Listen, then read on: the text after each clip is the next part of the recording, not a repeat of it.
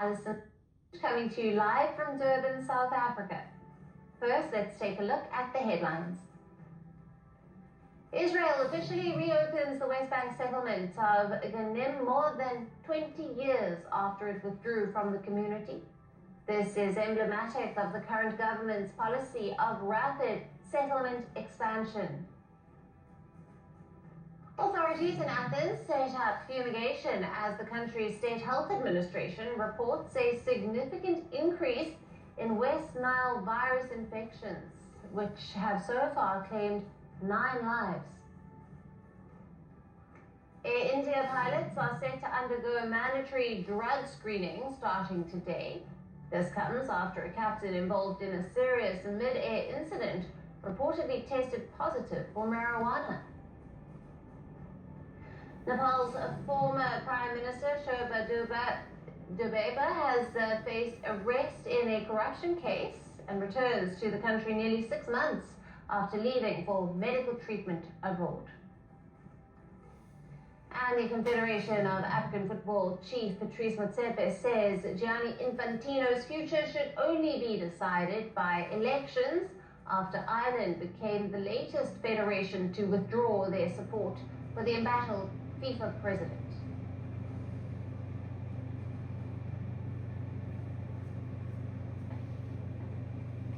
Hello and thank you for joining us. Ibrahim Traoré wanted a break from the West and a new path towards sovereignty for Burkina Faso.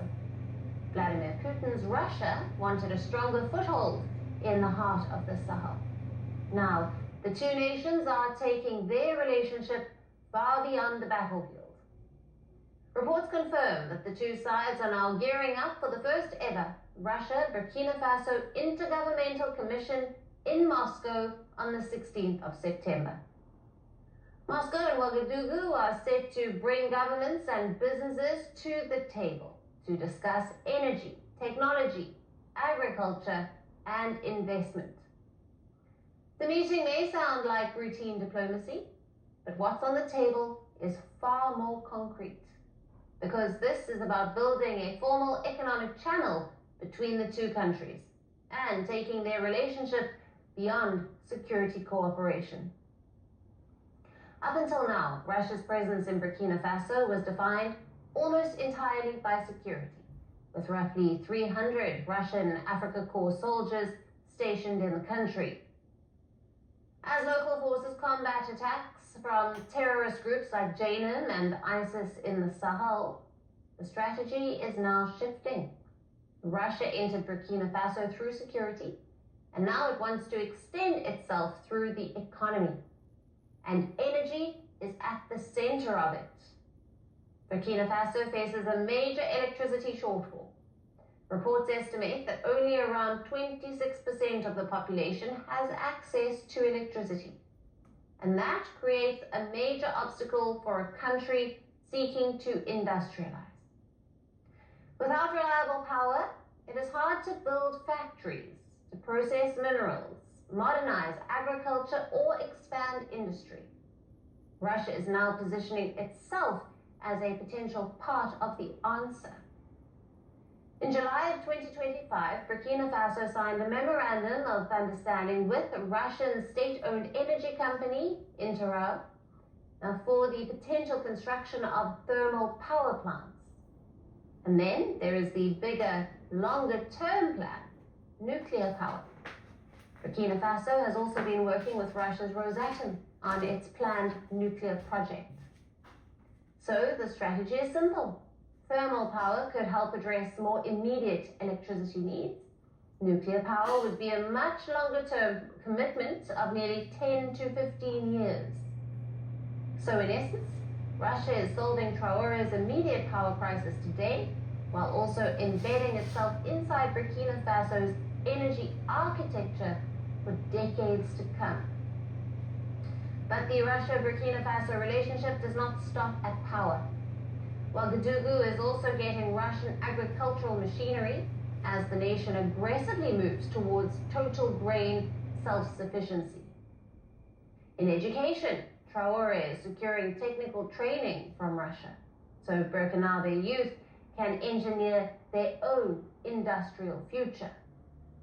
And then there are civilian drones. They can be used for agriculture, mapping, and infrastructure. But in a country fighting a long-running insurgency, the technology could also have security applications. That makes drones a small but significant part of the broader technology push. The goal for Burkina Faso is not simply buying more from Russia. It is using Russian technology to build productive capacity at home. And that is exactly how Ibrahim Traoré has described his vision for the partnership. He has repeatedly pushed back against the idea that Russia is only a source of weapons. Here, we can air our dirty laundry because we feel like we are with our family. We feel like a family in the sense that Russia is a family for Africa. It is a family because we have the same history, we share the same history in the sense that we are the forgotten peoples of the world, whether in history books or documentaries. Traoré's words reflect a broader shift across the Sahel. Burkina Faso, Mali, and Niger formed the Alliance of Sahel States after breaking with ECOWAS.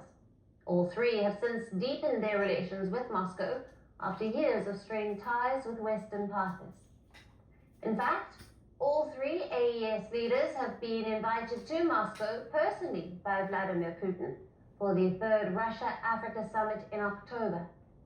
The invitations put the AES's relationship with Moscow at the center of a broader political and economic realignment in the Sahel.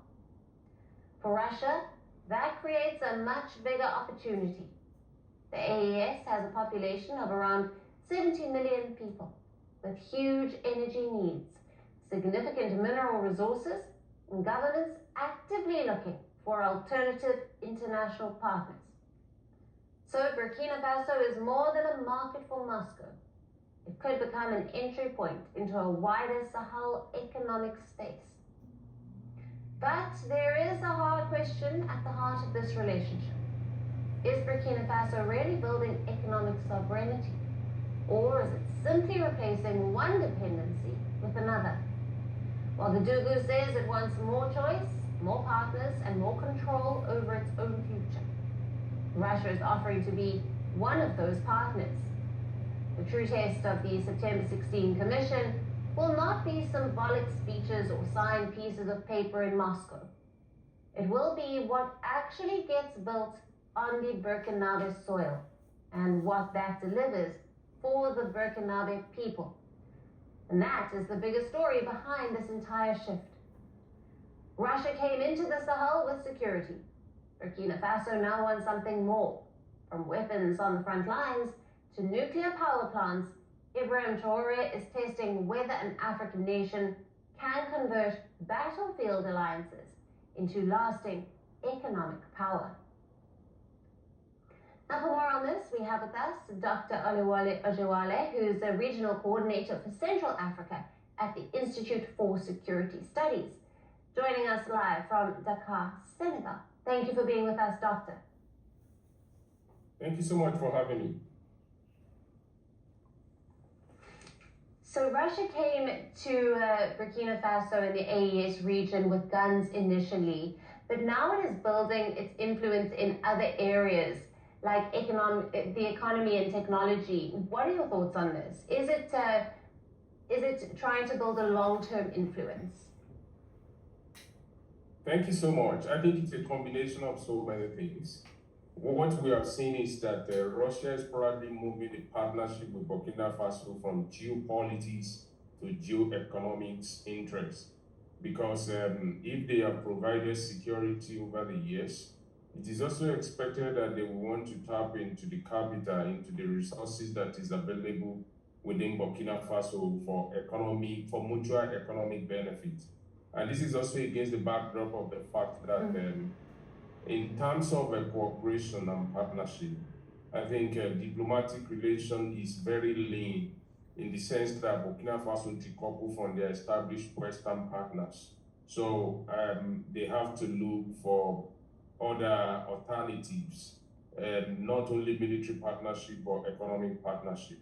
And I believe that they are reasonably convinced that Russia can provide this sort of support that they need in terms of their technology development now, and maybe for the supply of their locally produced commodities as well. So I think it's something that Burkina Faso would like to see how this can plug the gap that the withdrawal or the outright rejection of their Western partners have created. Right. And Burkina Faso needs power now. Can Russia's energy partnership deliver results fast enough to make a difference on the ground? Yes, I saw the statistics that you read in your introduction that 26% of electricity penetration in the country. I think that is not sufficient enough to even light the home, talk less of powering industrial complexes that are probably available in Burkina Faso, at least for the purpose of local production. And I think they found a very good partner in Russia.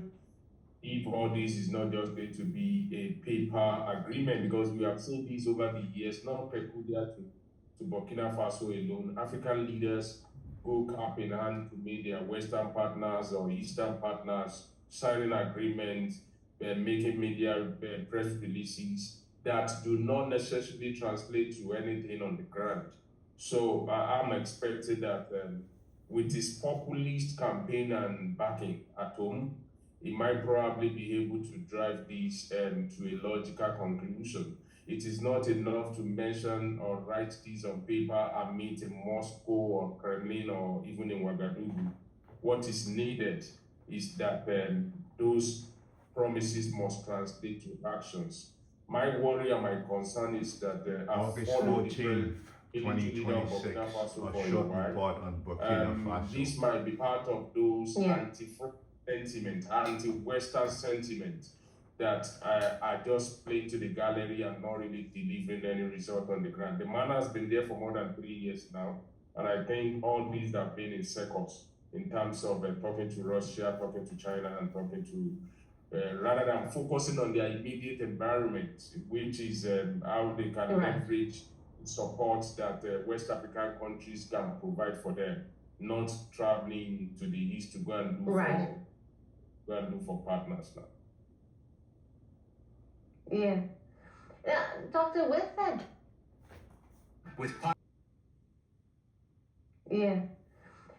Doctor, with that Donald Trump pushing for a US return to the Sahel, is the Sahel becoming the next battleground for a new Cold War between Washington, Moscow, and Beijing?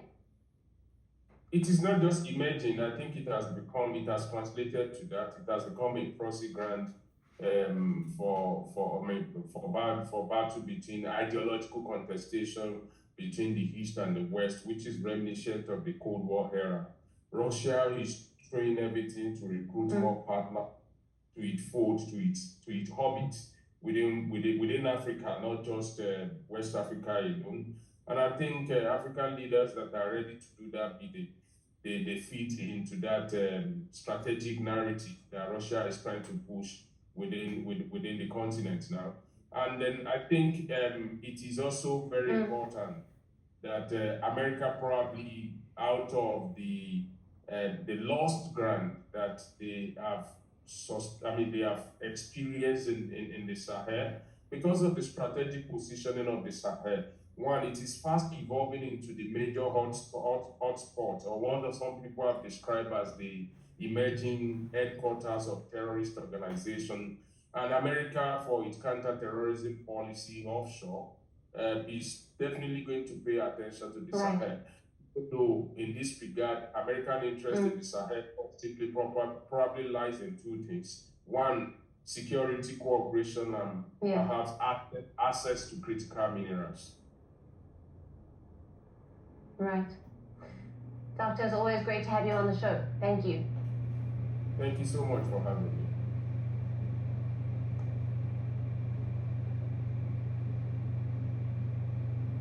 Our next story is from Ethiopia. The country faces a renewed crisis in its north. The Tigray region is sitting on a powder keg. Fear is growing that a devastating war could restart in the region. Federal troops and Tigrayan forces are assembling along regional borders. Both sides are warning of renewed conflict.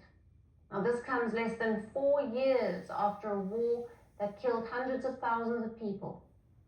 Rebel authorities in Tigray have made serious new allegations.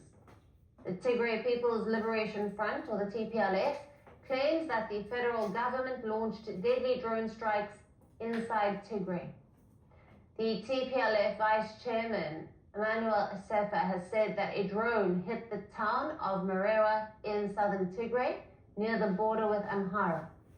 Tigrayan officials say the strikes targeted their troops and hit a high school. The strikes reportedly wounded 4 Tigrayan fighters. These claims follow clashes reported on the 1st of August near the Sudan border. The Ethiopian Federal Army has not officially commented on the drone strike claims. To understand today's crisis, we must look at the past. The Tigray War began in November of 2020. It pitted federal forces and their then allies, such as Eritrea and local militias, against the TPLF. The TPLF had effectively ruled Ethiopia for nearly 30 years before Prime Minister Abiy Ahmed took office in 2018. The 2-year war caused massive destruction and severe humanitarian suffering. The African Union estimates that at least 600,000 people died.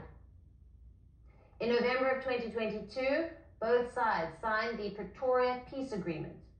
The agreement stopped large-scale fighting. However, critical parts of the deal were never fully carried out. Issues like disarming the TPLF and returning displaced people remain unresolved. Direct clashes broke out again in late 2025. Now, the fragile peace is breaking down.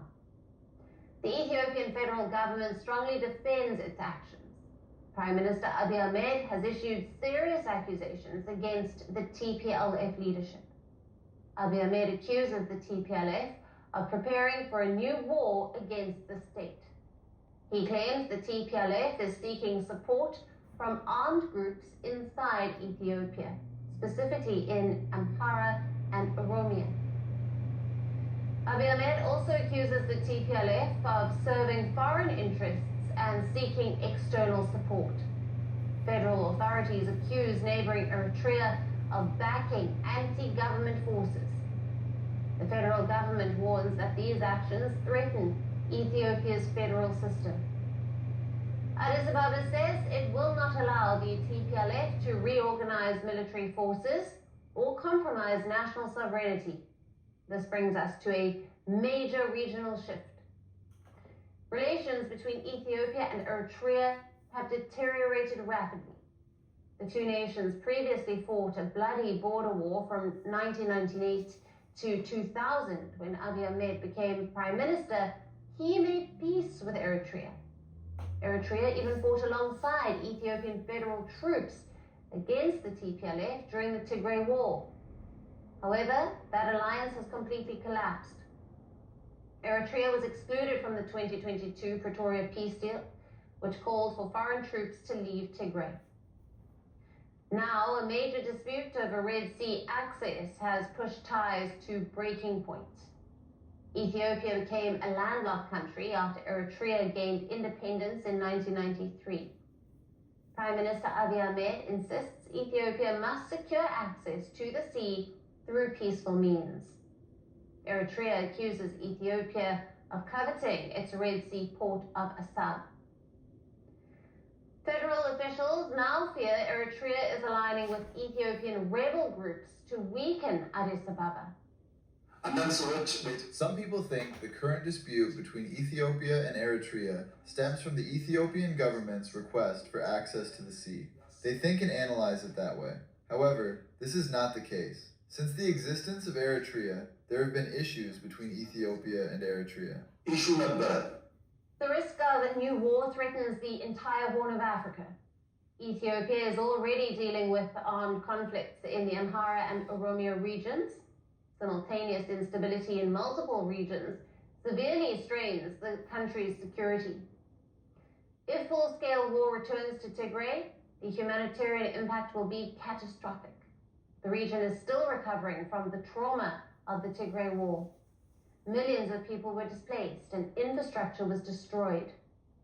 A new conflict would create massive civilian casualties and trigger a fresh humanitarian disaster, which is why international leaders are pleading for peace.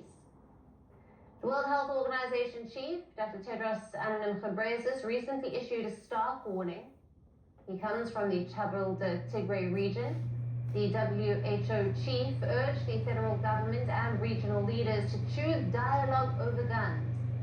He called on all sides to pursue real political solutions. What lies ahead remains uncertain. The federal government insists it is defending national stability against internal and external threats. The TPLF continues to challenge federal authority. Without immediate political dialogue, the Horn of Africa risks falling back into a disastrous war.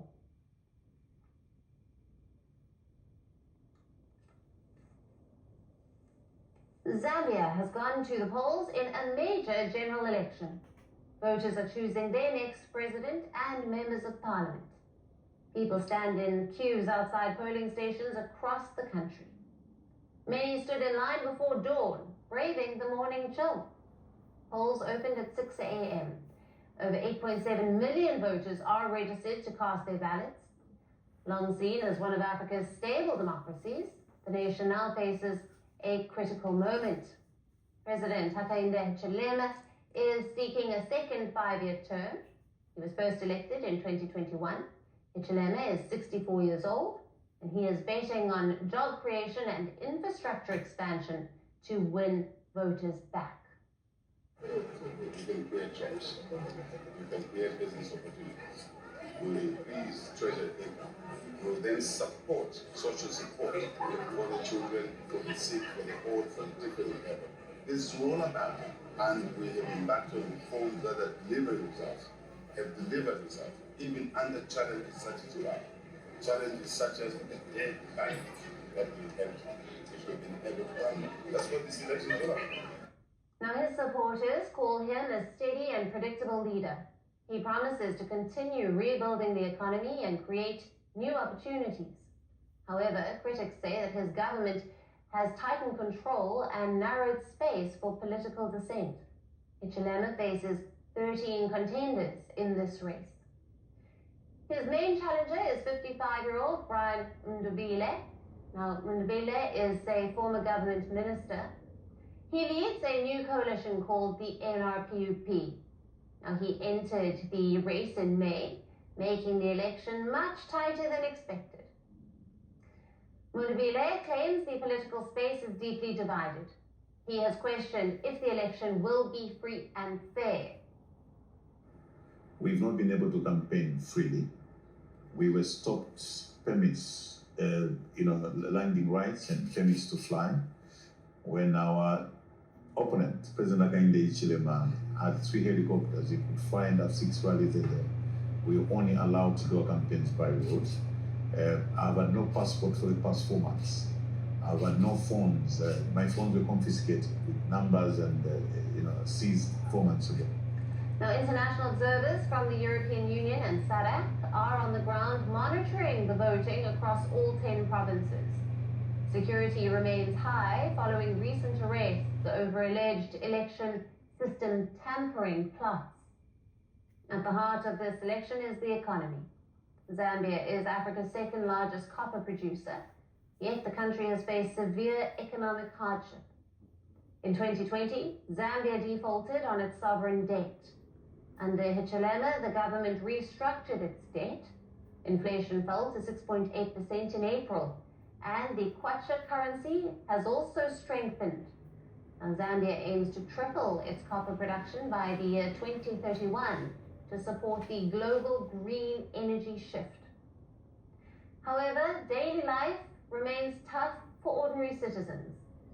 Unemployment sits at around 10%. According to World Bank data, more than 70% of Zambia's 22 million people live on less than $3 a day. High food and energy costs continue to press hard on families. 2021, it was so obvious. We knew what we're voting for. Now it's like a 50-50 thing. So, we're just here and there. We're nervous, anxious. The election is also taking place under the shadow of a bitter political conflict. The former president, Edgar Lungu, passed away in South Africa in June of 2025. His death sparked an intense feud between his family and the Zambian government. Lungu's family refused a state burial overseen by President Hichilema, who was his longtime rival. Despite the grief, Lungu's daughter cast her vote today. Now, she urged all citizens to turn out at the polls in large numbers. So what happens next? Polling stations close this evening, and the counting process begins immediately. The official election result is expected by the 17th of August. To win in the first round, a candidate must secure more than 50% of the total vote. Otherwise, a runoff election will be held. Can President Hichilema defend his seat? The voters will decide on that. What lies ahead is a defining test for Zambia's democracy and its path to economic recovery.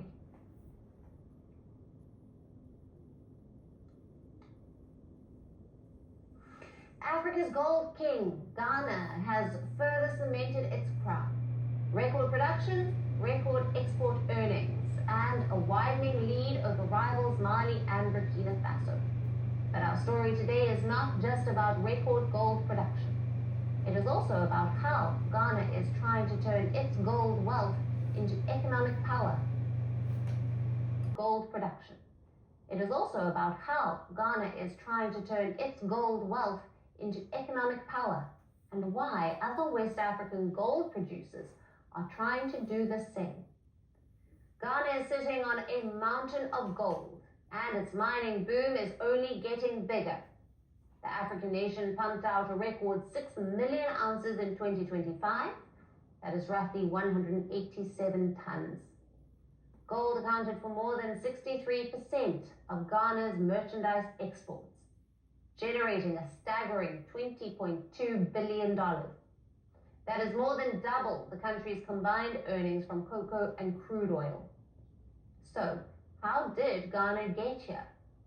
The answer lies in a mix of higher gold production, rising global gold prices, and a big push by Ghana to bring more of its gold under state control. Now, one of the biggest changes came in 2025. Ghana created the Gold Board, better known as Goldbod. The idea was simple: bring more gold into official channels, curb smuggling, and make sure more of the money generated by Ghana's gold stays within the country. Goldbod centralizes the buying and export of gold from artisanal and small-scale miners. We export what nature gave us and import what human ingenuity made of it. We celebrate production and surrender processing, financing, invention, and pricing power. The Gold Bod is an important part of Ghana's answer to this age-long problem. It is a success story because it demonstrates what becomes possible when the state acts not merely as a regulator, but as a strategic architect of national value. And that strategy appears to have delivered results. Gold export earnings nearly doubled in just 1 year, from around $10.3 billion in 2024 to $20.2 billion in 2025. That is almost a $10 billion jump. Now that is important, because for Ghana, gold is not just another commodity. It is now a critical source of dollars. Think of it this way: Ghana sells gold to the world, the country earns dollars, those dollars help boost foreign exchange reserves, and stronger reserves help support the currency and the wider economy.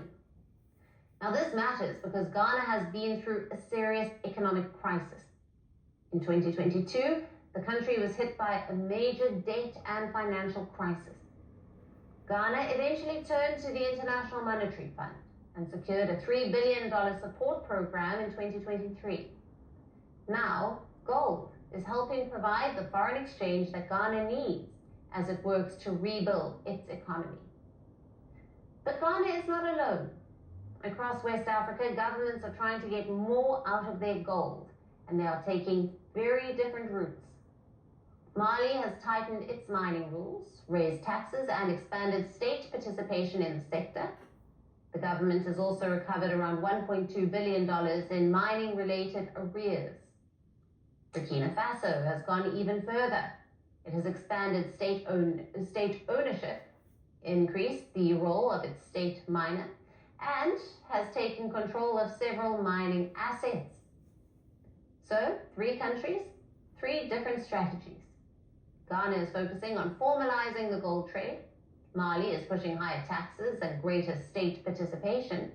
And Burkina Faso is expanding state ownership and control. But the bigger goal is the same: to stop too much of the value from Africa's natural resources from leaving the continent. Africa's rise must mean African resources creating African industries, African jobs, African brands, African wealth, African reserves, and African dignity. And there is a bigger economic stake here. Ghana may be benefiting from record gold output, but that also means greater dependence on one commodity. Gold now makes up more than 60% of the country's merchandise exports, which leaves Ghana more exposed to a fall in global gold prices. For now, however, higher production, higher prices, and tighter control of the gold trade are working in Ghana's favor. Ghana has found a golden formula: produce more, control more, and keep more of the money at home. But the big question is whether this gold boom can do more than boost exports. Can it help Ghana build a stronger, more resilient economy? For now, Ghana is clearly winning Africa's gold race. And that's it on the show for today. We will see you again tomorrow at the same time. Thank you for watching.